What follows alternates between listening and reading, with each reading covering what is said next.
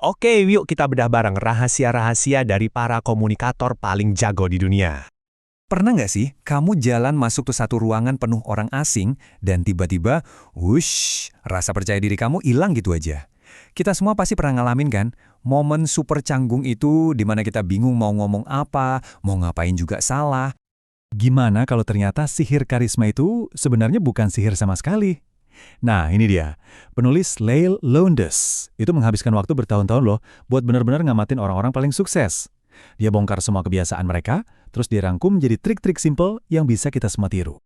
Oke, siap. Kita bakal kupas tuntas 4 senjata rahasia komunikator handal. 4 trik ini kalau kamu kuasai, bakal mengubah total cara kamu berinteraksi sama orang lain. Serius, dari detik pertama ketemu sampai pas salaman pamit. Dan yang paling penting nih, semuanya itu dimulai bahkan sebelum kamu ngomong sepatah kata pun. Bahasa tubuh kamu di 10 detik pertama itu bisa jadi penentu segalanya. Beneran. Jadi, Lowndes ini nemuin satu teknik ampuh dari sebuah momen yang unik banget. Dia lagi ngamatin temennya, namanya Carla.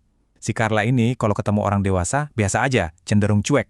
Tapi begitu ada anak kecil datang, wah, sikapnya langsung 180 derajat berubah. Jadi super hangat dan penuh perhatian. Nah, ini dia rahasianya. Teknik ini tuh nyentuh sisi kekanak-kanak di dalam diri kita semua yang selalu haus pengakuan dan perhatian. Hasilnya, orang yang kamu sapa itu langsung merasa jadi orang paling penting di ruangan itu. Keren kan? Efeknya itu dahsyat banget. Jadi, gampang banget kan? Cuma 3 langkah simpel.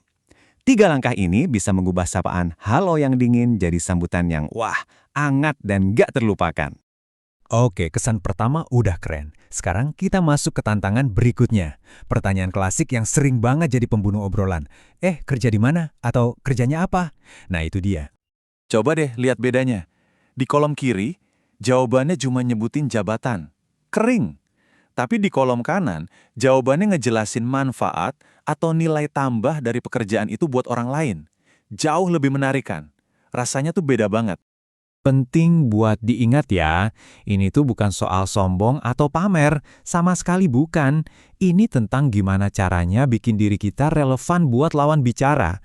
Dan begitu kamu relevan, otomatis kamu jadi orang yang jauh lebih asyik buat diajak ngobrol. Oke, checklistnya udah 2 nih. Kesan pertama dapat, jawaban pembuka juga udah oke. Tapi, abis itu gimana? Gimana caranya biar obrolan tetap ngalir, biar nggak ada tuh yang namanya awkward silence? Hayo, ngaku, siapa yang pernah kayak gini? Kita udah nanya baik-baik, jawabannya cuma 1-2 kata. Habis itu, hening, krik-krik. Obrolannya mati kutu bahkan sebelum benar-benar dimulai. Nyebelin kan? Nah, ini dia triknya. Super simple, tapi efeknya luar biasa.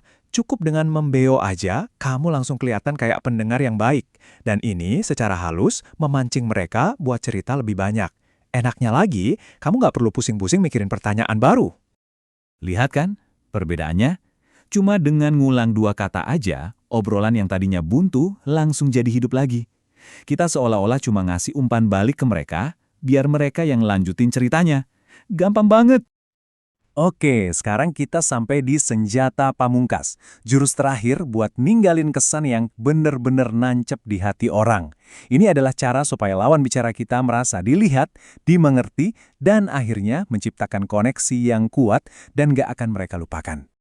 Coba deh, sekarang renungin sebentar. Kalau kamu bisa milih, kamu mau diingat sebagai orang yang seperti apa? Orang yang cerdas, baik hati, atau mungkin orang yang punya integritas tinggi?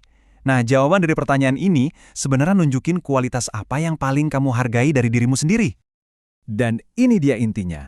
Pujian paling powerful yang bisa kamu kasih ke seseorang adalah pujian untuk kualitas yang paling mereka banggakan dari diri mereka sendiri itu. Jadi tugas kita adalah mencari tahu kualitas itu, lalu di lain waktu kita sampaikan pujian yang spesifik tentang hal itu. Tulus tentunya. Waktu kamu lakuin ini, percayalah, efeknya itu bakal kayak disambar petir buat mereka. Kenapa bisa sedahsyat itu?